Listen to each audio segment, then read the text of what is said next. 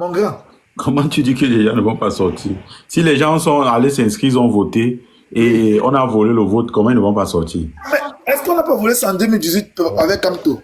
Mais la solution, c'est alors quoi? La solution, la solution, c'est Mon Jésus. frère, mon Jésus. frère Capot. Non, c'est pas Jésus. Mon frère Capot. Oui, papa.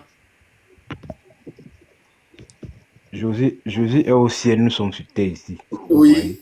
Lui-même, il a dit, aide-toi, le ciel t'aidera. Il faut d'abord qu'on s'aide ici en bas. Quand il verra qu'on a vraiment la volonté de faire partie de ces gens-là, il va nous amener son soutien.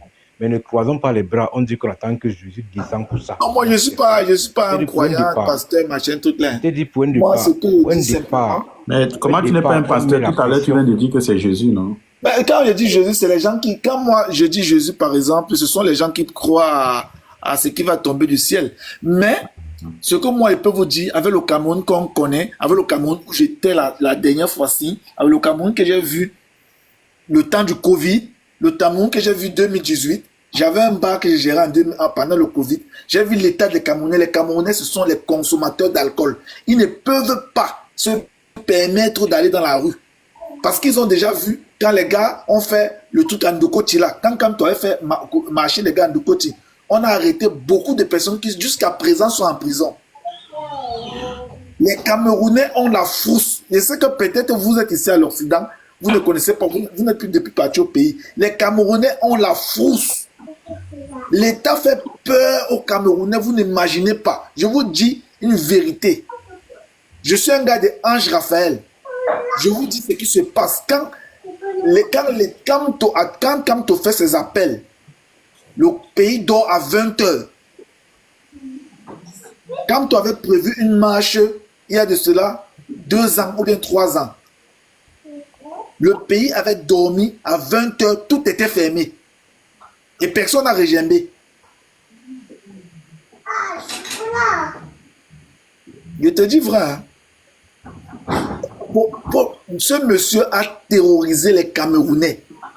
Les Camerounais ont peur de lui. Moi-même, je te parle, j'ai peur de lui. Je parle même parce que je ne suis pas au pays. S'il était là-bas, il ne parlait pas. Mais non, parce que toi, nous, on est en Europe. Tu penses que voilà le panel là, tu penses que quelqu'un qui est au pays peut monter dans ce panel et parler? Maestro, bonsoir Chris Maestro. Moi, je ne suis pas en Europe. Attendez, on va écouter les autres. Oui, bonsoir. Ouais, bonsoir Copo, bonsoir coach, bonsoir Idriss. Bonsoir. Merci de m'accueillir sur votre panel. Bonsoir monsieur, Donc, bonsoir. je vais essayer d'intervenir un peu rapidement. Capo a raison sur plusieurs points, parce que la répression au pays a atteint des niveaux qu'on ne peut pas imaginer. Moi, en 2018, j'étais à Bonas, à Yaoundé. On a été, pour ceux qui connaissent Yaoundé, Bonas, c'est un quartier juste situé à contrebas de l'université. Et on peut dire que, n'est-ce pas, c'est là où on vit le plus mal, quoi. Donc, en 2018, oui, Kradat, Bonas, Obili, tout ça. Et c'est principalement, c'est mixé anglophone, tout le monde est là. Donc, en 2018, on a connu, autant pour moi, une répression à nul autre pareil. Les marches étaient annoncées. Vous savez que ça fait partie de la circonscription du Fundi. Et là-bas, effectivement, nous, on avait porté Camto à gagner parce qu'on avait voté. Et je me souviens à l'école Pierre Atemende, qui est au château, on avait contrôlé nos votes, on a surveillé. Et après le décompte, effectivement, comme tout est sorti vainqueur dans notre bureau de vote, on était très contents. Maintenant, après les élections, lorsque le second tournée comme ça tourné, on a été pratiquement surpris pendant plusieurs jours où des militaires atterrissaient dans nos diverses chambres, fouillaient.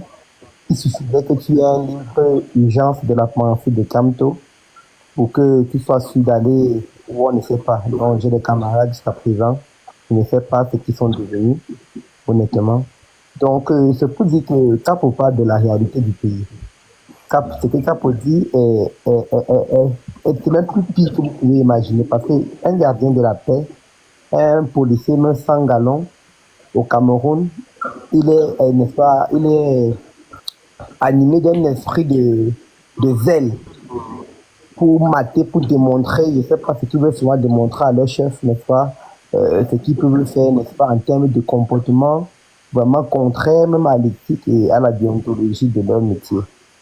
Donc, on a vécu cela et franchement, j'ai de la peine pour mes amis qui sont en prison encore jusqu'aujourd'hui. Ça fait pratiquement 7 ans.